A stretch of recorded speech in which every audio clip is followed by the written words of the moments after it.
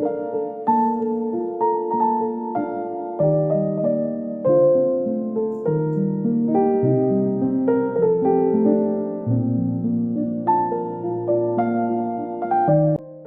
Friends, welcome to my channel. நம்ம சேனலில் இன்றைக்கி பாவக்காய் வறுவல் தாங்க. ரொம்ப டேஸ்ட்டாக கசப்பு இல்லாமல் எப்படி செய்கிறதுன்னு பார்க்க போகிறோம்.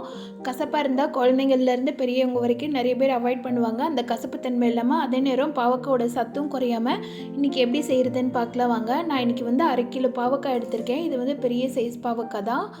பாவக்காயிலேயே குட்டி குட்டியாக உருண்டையாக ஒரு பாவக்காய் இருக்கும். அதை எடுத்துக்கிட்டிங்கன்னா அது இதை விட ரொம்பவே சத்தான பாவக்காங்க. அதனால் எந்த பாவக்காய் கிடைச்சாலும் அதையும் இந்த மெத்தடில் செய்து பாருங்கள். ஃபஸ்ட்டு பாவக்காயில் வந்து காம்பெல்லாம் கட் பண்ணிக்கலாம். பாவக்காய் முக்கியமாக ரொம்ப கசப்பாக இருக்கிறதுக்கு அதோட விதை தாங்க காரணம். உள்ளே இருக்கிற சீடு வந்து ரொம்ப முத்தலாக இருந்ததுன்னா அந்த சீடெல்லாம் ரிமூவ் பண்ணிவிட்டு போடணும். இப்போ இதில் பார்த்திங்கன்னா விதை வந்து கொஞ்சம் பிஞ்சாக தான் இருக்குது. வாங்கும்போதே பாவக்காய் வந்து கொஞ்சம் பிஞ்சு பாவக்காவாக வாங்கினீங்கன்னா அந்த அளவுக்கு விதை வந்து ஹார்டாக இருக்காது. இப்போ இதில் பாருங்கள், பாவக்காய் கொஞ்சம் பெருசாக இருக்குது. விதெல்லாம் பார்த்திங்கன்னா கொஞ்சம் கல் மாதிரி கடுக்குன்னு இருக்கும். வாயில் கடித்து சாப்பிடும்போது நரன்னு கடிப்படும். அதனாலேயும் டேஸ்ட்டும் மாறும்.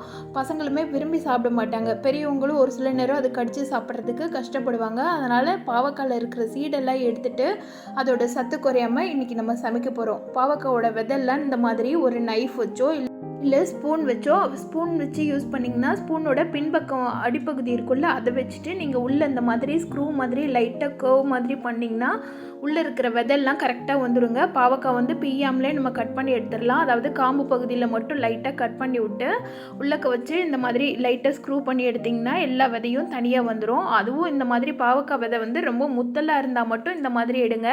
கொஞ்சம் பிஞ்சு விதையாக இருந்ததுன்னா நம்ம சேர்த்தே வேக வச்சு எடுத்துடலாம். அதனால தான் இன்றைக்கி நான் 2 விதமான பாவக்காய் எடுத்து செய்து காமிச்சிருக்கேன். இதை கட் பண்ணி எடுக்கும்போது இந்த மாதிரி இருக்கும் பாருங்கள். பிஞ்சு பாவக்காய் விதையை அப்படியே நான் போட்டுட்டேன்.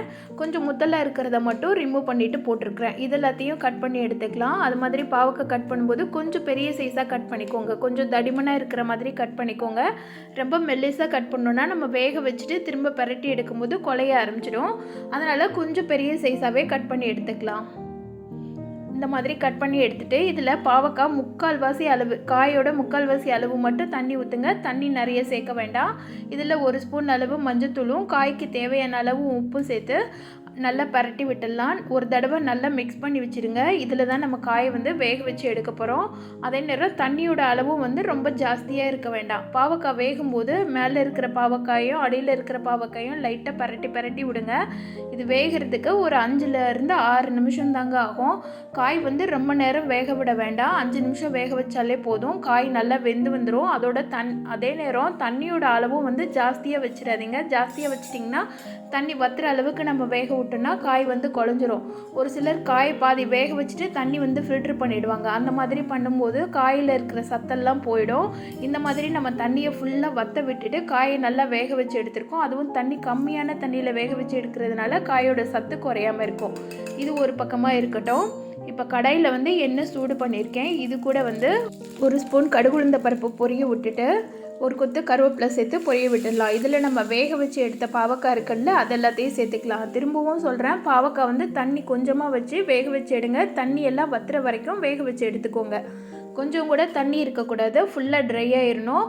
நீங்கள் தண்ணி 3/4 அளவு வெந்த உடனே அடுப்பை வந்து சிம்மில் வச்சிட்டிங்கன்னா பாவக்காய் வந்து அடிப்பிடிக்காமல் கரெக்டாக பதத்தில் வெந்து வந்துடும். லைட்டாக மாய்ஸ்சராக இருக்கணும். இந்த மாதிரி இருக்கும்போது இது கூட 1 ஸ்பூன் அளவு சாம்பார் பொடியோ இல்லை குழம்பு பொடியோ சேர்த்துக்கோங்க. சேர்த்துட்டு அந்த பாவக்காவை நல்லா பரட்டி விட்டுட்டு சிம்மில் வச்சு பரட்டி விடுங்க. பரட்டி வச்சுட்டு ஒரு மூடி போட்டு ஒரு 2 நிமிஷம் மூடி வச்சிங்கன்னா அந்த மசாலாவோட பச்சை வாசனைலாம் போயிட்டு நல்லா டேஸ்ட்டாக ஒரு மாதிரி சுருங்க ஆரம்பிச்சிடுங்க. இந்த டைமில் எக்ஸ்ட்ராவாக எண்ணெய் வேணும்னா கூட எண்ணெய் சேர்த்துட்டு நல்லா சுருள வதக்கிடலாம். பாவக்காவை வேக வச்சுட்டு சேர்க்குறதுனால இதோட சத்தும் குறையாமல் அப்படியே இருக்கும். நிறைய நேரம் நம்ம டைரெக்டாக ஃப்ரை பண்ணோன்னா ஆயில் நிறைய ஊற்றுற மாதிரி இருக்கும். இந்த மாதிரி செய்யும்போதே எண்ணெயோட அளவும் கம்மியாக இருக்குங்க.